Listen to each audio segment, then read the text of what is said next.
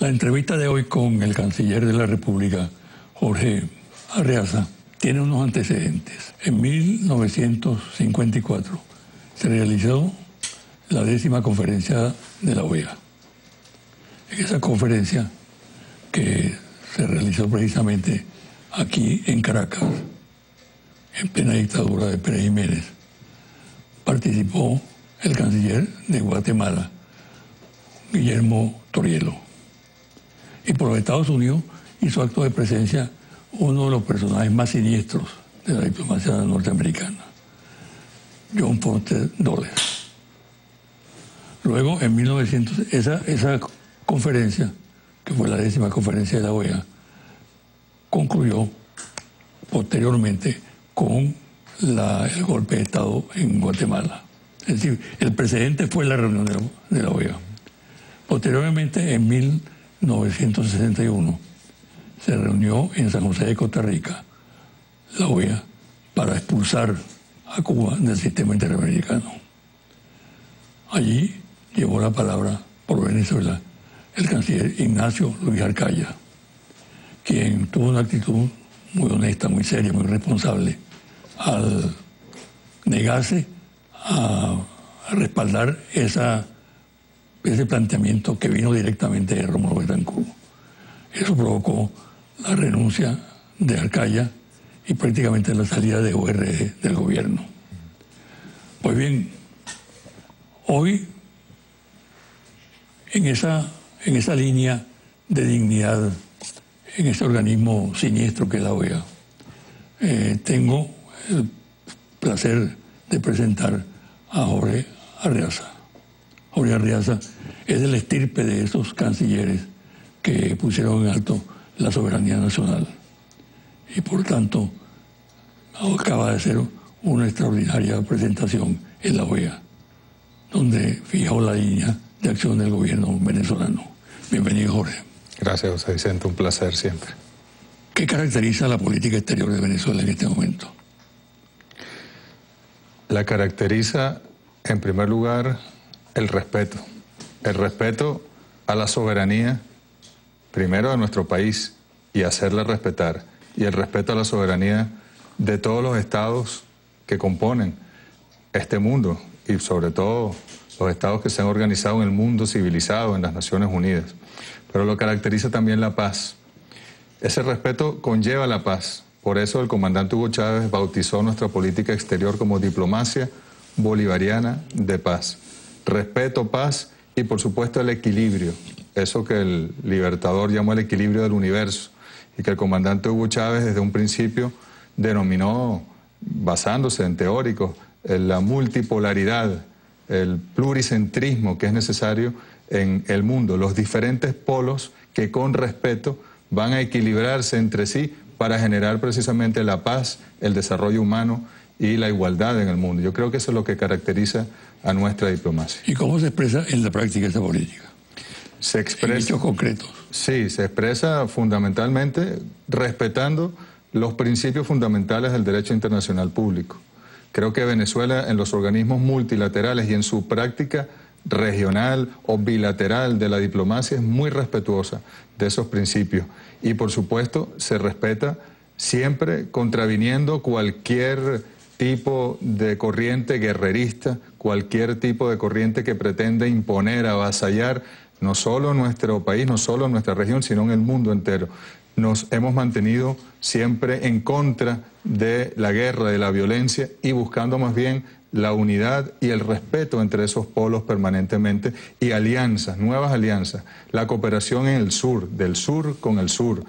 Hemos avanzado, creo que el comandante Chávez y el presidente Maduro han hecho grandes esfuerzos por lograrlo, pero todavía hay un potencial de cooperación sur-sur que está por desarrollarse y es un compromiso fundamental. Solo seremos verdaderamente independientes en el sur, no solo en América Latina, en África, en Asia, si de verdad cooperamos entre nosotros, de verdad generamos entre nosotros mecanismos en lo económico, en lo político, en lo multilateral y logramos nosotros enfrentar, pero de manera respetuosa, al norte, que siempre ha tratado de avasallar al sur.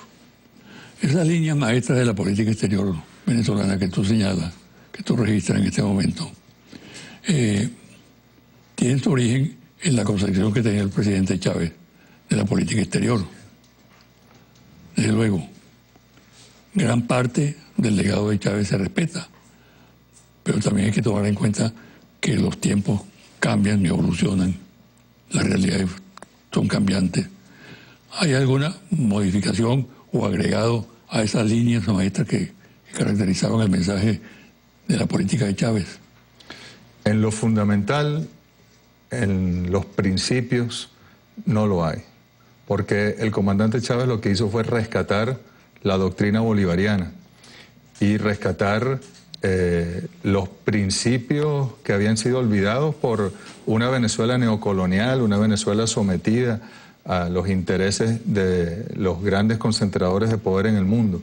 Pero en la práctica, por ejemplo, la decisión que tomó el presidente Maduro de retirar a Venezuela de la Organización de los Estados Americanos es consecuencia también de la política de Chávez. Ya nos habíamos retirado del TIAR, del Tratado Interamericano de Asistencia Recíproca, en el 2009.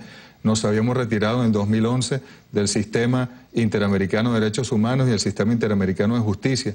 Y en consecuencia del retiro de la OEA a nadie puede sorprender. Pero sin embargo es una decisión valiente, corajuda del presidente Nicolás Maduro en un momento en el cual el imperialismo pretende reactivar, revivir ese tipo de organismos destinados al fracaso, pero que están recibiendo nuevo influjo de grandes intereses que están gobernando con el imperialismo en esta nueva fase, en esta fase Trump, en esta fase del imperialismo sin máscara, del imperialismo grotesco. Para muchos, en este momento, Venezuela está cercada internacionalmente. Esa es la visión que tienen sectores desprevenidos o sectores que actúan con malicia. Pero en todo caso, esa es una cuestión importante de dilucidar. ¿Está realmente Venezuela cercada o en ese cerco aparente tenemos otros interlocutores importantes? No, creo que al contrario. Creo que Venezuela nunca tuvo tantas relaciones como las tiene hoy. La política de diversificación de las relaciones internacionales del comandante Chávez, que luego lo acompañó Nicolás Maduro como canciller y que el presidente Maduro ha llevado adelante, más bien está dando sus frutos más evidentes en este momento. Contar con no solo socios, porque la palabra no es socio, con aliados, con hermanos incluso, me atrevo a utilizar ese término fraternal, como la República Popular China, como la Federación Rusa, como la República de Turquía, como la propia India, contar con el acercamiento a países africanos con los cuales jamás tuvimos ningún tipo de acercamiento, tener el ALBA, que no la teníamos antes, fortalecía, que es el núcleo de la CELAC, es el núcleo de la UNASUR, es el núcleo del SICA, es el núcleo del CARICOM, es el ALBA la que está allí presente en nuestra alianza bolivariana. De verdad que nos ha abierto nuevos horizontes que no los tuvimos durante toda la Cuarta República, desde 1830 hasta 1998, éramos dependientes del imperio de turno y sobre todo del imperio norteamericano a través de los intereses petroleros. Nosotros teníamos una política exterior unidireccional y en algunos casos con la comunidad andina era sencillamente la integración de las élites económicas, no era de los pueblos, no era de verdad política ni principista, sino de las élites y sus intereses. Hoy en día nosotros estamos presidiendo el movimiento de los países no alineados. Son 120 países que trabajan con Venezuela, que Venezuela lidera y liderará hasta el año que viene. Y luego en la Troika nos mantendremos al frente del movimiento de países no alineados. Yo creo que nunca tuvimos una Venezuela con tantas alianzas, con tantos vínculos y articulaciones como la que tenemos hoy en día. Ahora, esa nueva visión acerca de las relaciones internacionales del país, esa realidad que surge de la emergencia que estamos viviendo, se traduce en algunos beneficios concretos para el país, ¿no? Sí. Atravesamos por una situación económica muy compleja, muy complicada, muy difícil. Ahora se explica esa apertura en el campo internacional, pero se traduce también en beneficios para el pueblo venezolano. Se traduce, que lo más importante, por ejemplo, en materia de mercado, sí, etcétera. Lo más importante es que no es una diversificación de las relaciones meramente discursiva, retórica, teórica. No, por ejemplo, nuestra relación con China, que tiene ya una historia, con sus fondos binacionales. Venezuela cumple entregando petróleo, China nos da financiamiento. Eso se ha traducido, José Vicente, en viviendas, se ha traducido en tecnología, se ha traducido en infraestructura para los servicios públicos, se ha traducido en salud para el pueblo venezolano, pero igual ocurre con Rusia también, con India. Nosotros en este momento estamos logrando romper el bloqueo descarado del imperialismo norteamericano contra Venezuela a través de esos actores, incluso con Turquía, que es una relación que podemos decir más reciente, que sí es una relación nueva en el ámbito reciente de la política exterior venezolana, y que el presidente Maduro tuvo esa visión clara con el presidente Erdogan de Turquía. Bueno, con Turquía estamos logrando nosotros grandes procesos para burlar el bloqueo norteamericano a la economía venezolana. Si no fuera por esas alianzas, estaríamos nosotros en una situación mucho más precaria y dependeríamos del bloqueo norteamericano. Hemos logrado, así como Cuba en su momento logró romper el bloqueo a través, en aquel mundo bipolar, a través de la Unión Soviética, nosotros hemos roto el bloqueo con una inteligencia y una visión estratégica a través de estos nuevos actores que no se van a dejar nunca imponer la visión unilateral, unipolar de los Estados Unidos. Vamos a hacer una pausa, Jorge. Y al regresar quiero que hablemos de algo que pudiéramos llamar la realidad real del mundo en este momento. Seguro. Los acercamientos que se están produciendo, los enfrentamientos que se están dando. Eso lo hacemos al regresar de la pausa. Seguro que sí. Gracias.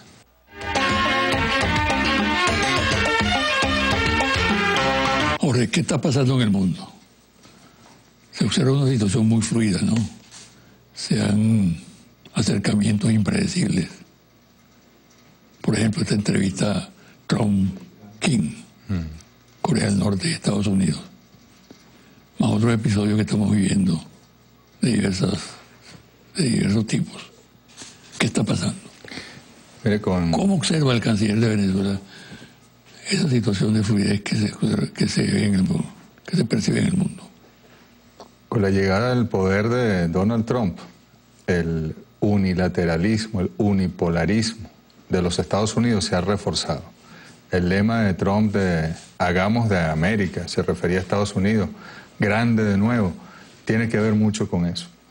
Y hay reacciones.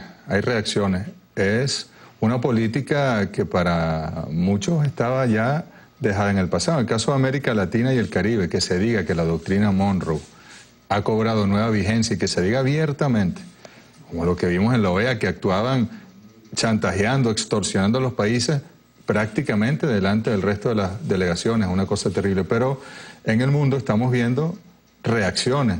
Yo creo que la reunión con el líder coreano Kim Jong-un definitivamente fue una manera de los Estados Unidos de reconocer que no tenían la suficiente capacidad ni el poder para derrotar a Corea del Norte.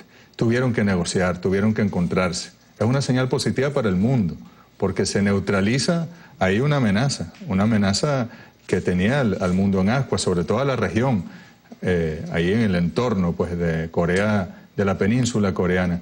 Pero más allá de eso, vemos como la Unión Europea también tiene que distanciarse de algunas posiciones de Estados Unidos, cómo Canadá se enfrenta directamente a los Estados Unidos, cómo Estados Unidos pretende pisotear a los países de América Latina y el Caribe. Lamentablemente... Que por cierto, Trump le responde a Canadá con un insulto. Sí, bueno, no tiene ningún tipo, tiene una incontinencia verbal antidiplomática, antihistórica, que es para el estudio, pues por decirlo menos.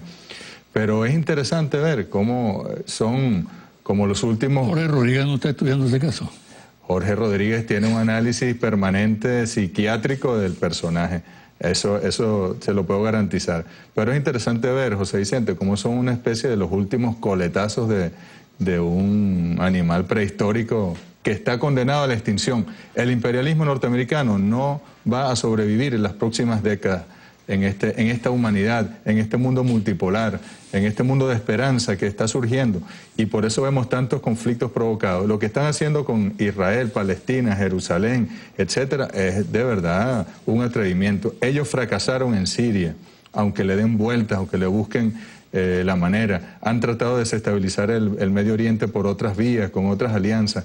Son actos de desespero, porque ya no tienen el poder ni lo tendrán. Han ido surgiendo otros actores, otros polos, que paulatinamente irán sustituyendo a los Estados Unidos en varios ámbitos, en el económico, en el liderazgo político, en el diplomático.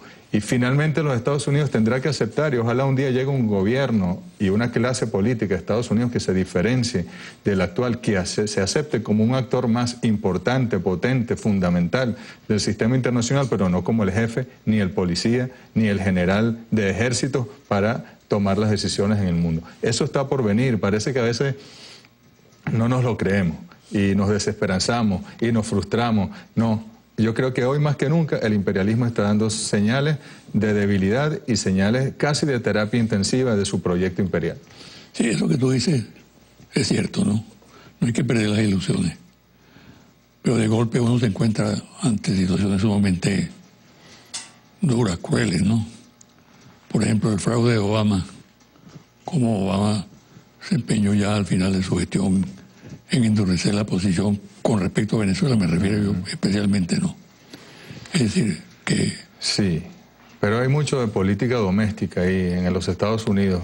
Buena parte de la agresión a Venezuela está vinculado con la pretensión de reelección del presidente Trump o con la pretensión de los demócratas en su momento de elegir a Hillary Clinton y los votos de la Florida.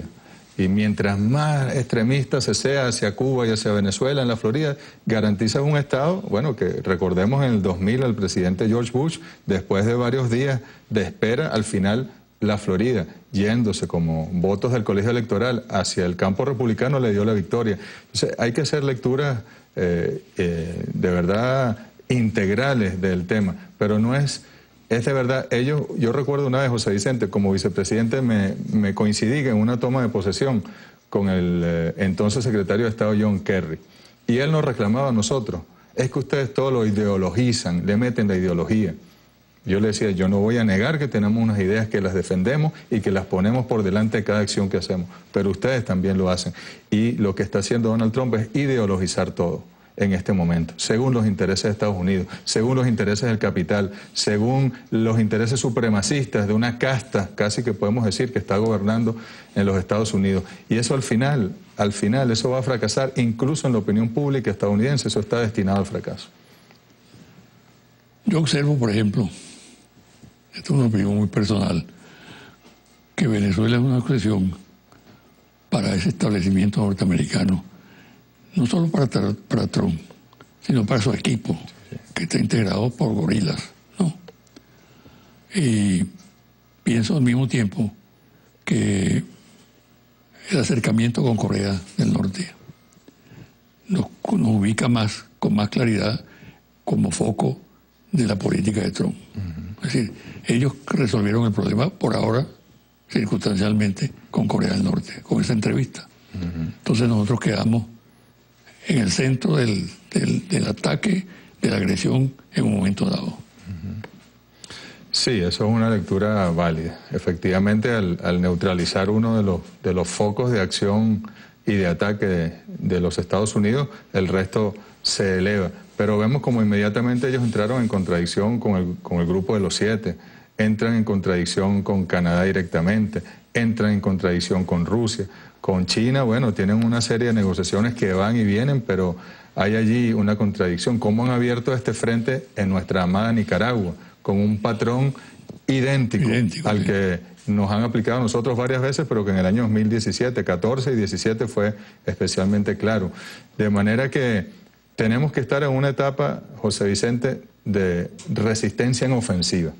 Yo creo que es una palabra, es una expresión dialéctica. No podemos estar en resistencia, en defensiva permanente. Tenemos que avanzar, resistir los embates del bloqueo, de las sanciones, de las amenazas, de esa guerra legal, comercial, despiadada que hay contra Venezuela, pero al mismo tiempo tenemos que avanzar. Por eso los nuevos actores, por eso hay que reinstitucionalizar la integración latinoamericana y caribeña, rescatar la CELAC, rescatar la UNASUR, fortalecer la Alianza Bolivariana, fortalecer el CARICOM. Tenemos que irlo haciendo con mucha inteligencia. Y bueno, en algunos casos hay que aplicar paciencia, como decía el comandante Chávez, paciencia estratégica, resistencia en ofensiva es lo que nos corresponde a nosotros. Mira, Jorge, mucha gente que está viendo este programa seguramente espera que tú hagas algunas consideraciones acerca de la participación que tuviste en la reunión reciente de la OEA. Entre otras cosas porque tuvo mucho impacto. Llevó al presidente a hacerte un reconocimiento especial y yo creo que buena parte de la opinión pública venezolana vio en ti un verdadero dirigente, un canciller digno, que además se preparó para hacer intervenciones muy exigentes. ¿Cómo fue esa situación allí? ¿Tienes alguna anécdota o varias anécdotas? Todo sería una gran anécdota, ¿no? Primero, creo que el presidente Nicolás Maduro tomó la decisión correcta al llevar al más alto nivel la delegación venezolana. Porque por un lado veíamos activarse previa a la Asamblea General al imperialismo contra Venezuela, pero además de la manera más descarada, José Vicente, visitas a estados del Caribe, visitas a estados de Sudamérica, reuniones con este famoso grupo Cártel de Lima, intervenía vía videoconferencia ya directamente el secretario de Estado, el canciller de los Estados Unidos, manifestando que ellos son los que mandan en ese grupo de Lima. Y ante esa situación el presidente Maduro dijo, bueno, que vaya directamente el canciller con el equipo y que den la cara y repliquen cada vez que sea mencionada Venezuela con carácter de agresión de esos gobiernos, repliquen uno por uno. Por eso, cuando nosotros nos sentamos y comienza el debate, inmediatamente la primera intervención, que es la de Costa Rica, una dama, una gran luchadora afrodescendiente que acaba de ser nombrada vicepresidenta y canciller de Costa Rica, inmediatamente nos agrede con el guión del Cártel de Lima. Pero luego entró el secretario de Estado, el canciller, insisto, de los Estados Unidos, y allí el presidente que llevaba la Asamblea General, que es el canciller de Paraguay, pretendía que nosotros no le diéramos réplica ni a Costa Rica ni a Estados Unidos. Nosotros dijimos, nosotros estamos aquí para hablar por el pueblo de Venezuela y nadie nos va a callar, no hay manera. Así nos tengamos que subir en esta mesa y gritarlos en el micrófono, nosotros le vamos a replicar. Ante esa situación tuvieron que darnos el derecho a réplica y pudimos decirle, yo creo que nos sentimos satisfechos, pero no en lo personal, porque esto no es un logro personal, es un logro de un pueblo consciente. Era la voz de Chávez, era esa... como dice el himno del Partido Socialista Unido de Venezuela, somos millones, una sola voz. Nos correspondió a nosotros ser la sola voz, como le ha correspondido antes a cancilleres como Delcy Rodríguez, como Samuel Moncada, como Roy Chatterton, como a ti mismo en tu momento, que tuviste que enfrentar situaciones como esta. Y nosotros hablamos por el pueblo de Venezuela con las líneas del presidente Maduro muy claras en defensa de nuestra soberanía y en defensa de la paz y de lo más hermoso que puede haber en esta humanidad, que es el respeto entre todos nosotros. Y lo hicimos de verdad con el corazón, con el alma, y sí, claro que hubo una preparación, José Vicente. Tuvimos que estudiar, tuvimos que leer y teníamos un equipo maravilloso, tanto aquí en la Cancillería como en las misiones de la OEA en Washington y en la misión bilateral nuestra también allá, que nos dieron insumos, nos dieron claves, nos dieron tácticas dentro de la estrategia que finalmente nos llevaron a una victoria. Indudablemente que el presidente norteamericano se empleó a fondo, ¿no? Casi convirtió en un problema de honor derrotar a Venezuela. Incluso llegó a mandar a sus pesos pesados, ¿no? Al secretario de Estado, al vicepresidente de la República, etcétera, ¿no? Ahora, en términos de derrota o victoria, ¿sufrió la Casa Blanca una derrota en la OEA? Una derrota, yo diría que contundente, porque es que ellos agotaron todas las instancias. Incluso hubo una cena pública, no una cena privada, una invitación para convencer tras bastidores, no, una cena pública donde el vicepresidente de los Estados Unidos, Mike Pence, invitó a 22 delegados de 22 de los 34 países que estaban presentes en la Asamblea General y les dio órdenes, además desde el podio del presidente de los Estados Unidos. Ahí el podio ese que tiene el águila, el escudo, dice President of the United States. Desde allí les dijo, ustedes tienen que votar a favor de la resolución para suspender a Venezuela. Y si lo hacen, contarán con el apoyo, la cooperación, el financiamiento de los Estados Unidos. Y si no lo hacen, habrá consecuencias en la relación con los Estados Unidos. Sí, era una cosa que de verdad era grotesca. Y hubo países, estados, gobiernos que tuvieron la dignidad de escuchar aquello, de sentirse extorsionados y amenazados y de votar en contra de esa resolución, bien fuera directamente o por la vía de la abstención, que es una modalidad de no apoyar la resolución. Y cuando nosotros escuchamos, porque nosotros pedimos la votación nominal, porque pretendían aprobar aquello por consenso, por aclamación, dijimos, no, un momento, aquí no hay consenso, vótese nominalmente. Uno por uno fueron votando. Y cuando nosotros escuchábamos, si bien recibimos algunas frustraciones de algunos estados que se doblegaron, lamentablemente, algunos gobiernos, cuando escuchamos la dignidad de algunos países del Caribe votando en contra o absteniéndose delante de los Estados Unidos, en Washington, con los medios de comunicación, con la extorsión que habían recibido, nos sentimos orgullosísimos de ser latinoamericanos y caribeños, y como dijo el presidente Nicolás Maduro, se demostró en la OEA ese 5 de junio, de hace una semana, que el imperialismo norteamericano en el fondo es un tigre de papel, como dijo Mao Zedong, y es derrotable si tenemos la dignidad y si tenemos la fortaleza de enfrentar los intereses del mal y de la perversión. Tengo la opinión, seguramente tú me vas a responder esto con mucho cuidado y sentido diplomático, pero tengo la impresión de que la actitud más indigna en todo este proceso es la del presidente colombiano Juan Manuel Santos. ¿Guarda silencio o va a decir algo? Hay que decir algo, porque esta historia nos ha llevado desde los años 20 del siglo XIX hasta hoy, de traiciones. Es una oligarquía que manda en Colombia, que con sus matices, con sus diferencias, es la misma que gobierna hoy, que cuando aquí gobernaron las oligarquías, bueno, supieron con algunas fricciones, estaban bajo un mismo amparo y con un mismo proyecto. Pero cuando aquí gobierna el pueblo, con la revolución bolivariana, se desatan todas las contradicciones, a pesar de los grandes esfuerzos que hizo el comandante Chávez por llevarse bien con los gobiernos de la oligarquía colombiana, a pesar del gran esfuerzo que ha hecho el presidente Maduro, que incluso hoy seguimos nosotros siendo parte de los diálogos de paz entre el gobierno colombiano y el Ejército de Liberación Nacional, a pesar del maltrato, del irrespeto, de lo grosero que ha sido el presidente Santos para con Venezuela. Y efectivamente él ha sido un gran armador, un gran articulador de intereses contra la Venezuela bolivariana. Y pareciera que estamos destinados a esa confrontación histórica, pero nosotros confiamos en que más temprano que tarde, el pueblo colombiano también asumirá la rienda de su destino, de su gobierno, del poder político, como dijo el comandante Chávez cuando salió de prisión el 26 de marzo del año 94. Vamos por el poder político. Y hay señales.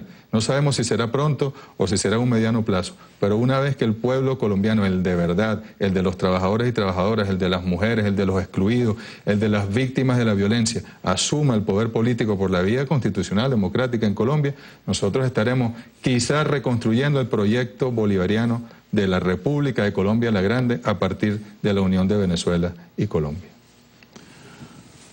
Cuando uno observa esa actitud obsesiva de parte del gobierno norteamericano, yo creo que hay que distinguir gobierno de pueblo norteamericano, obviamente, ¿no?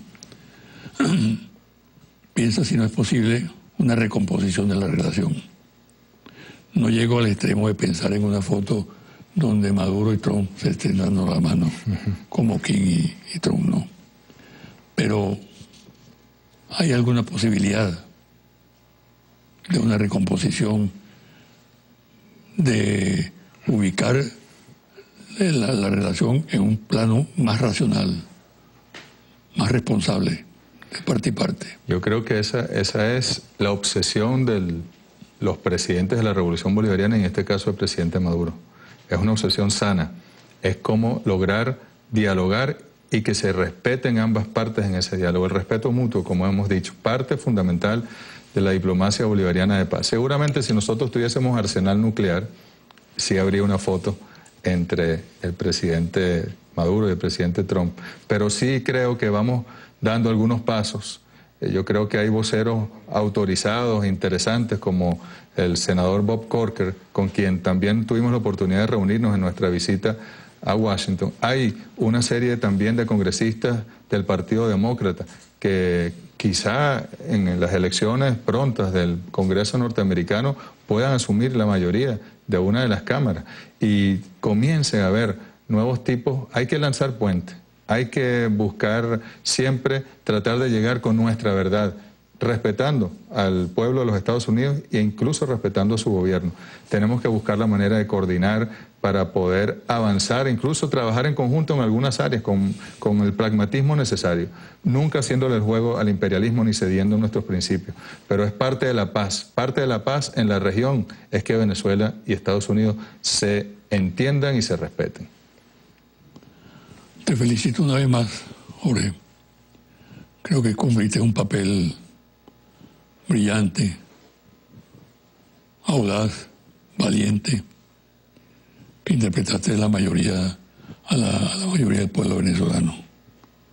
Yo me siento orgulloso de haber escuchado una vez más en ese recinto podrido de la OEA la voz de un ciudadano libre de esta parte del mundo, ¿no? Y el mismo sentimiento que me hizo solidarizarme en el pasado con Toriero y con Ignacio Arcaya, lo siento en este momento. No, viniendo de ti o de usted, José Vicente, es un gran compromiso, así como la entrega que nos hizo el presidente Nicolás Maduro del sable, la réplica del sable que utilizó el Libertador en la batalla de Carabobo, es un compromiso, pero insisto, no es Jorge Arreaza, es un gran equipo que logró articular la voz de un pueblo, la voz y el proyecto consciente de un pueblo que es libre y será libre, pase lo que pase. Es nuestra decisión soberana serlo, y no solo vamos a ser libres nosotros, seguiremos liberando por distintas vías. El nuestro es el único ejército que salió de sus fronteras para liberar y regresar, sin quedarse con botines, sin quedarse con territorio. Liberamos y regresamos. Más bien después nos quitaron territorio a algunos de los países que liberamos. De manera que vamos a seguir con conciencia, articulando con los países afines para que la humanidad se libere de las imposiciones unilaterales. Cuenta con eso. Andrés Eloy Blanco, eso que tú dices, lo calificó como invasor de inversa ley. Así es. ¿No? Es una hermosa parte de nuestra historia y siempre será así. Claro. Bueno, muchas gracias. Gracias. Mucha suerte. Un placer. Gracias. Gracias.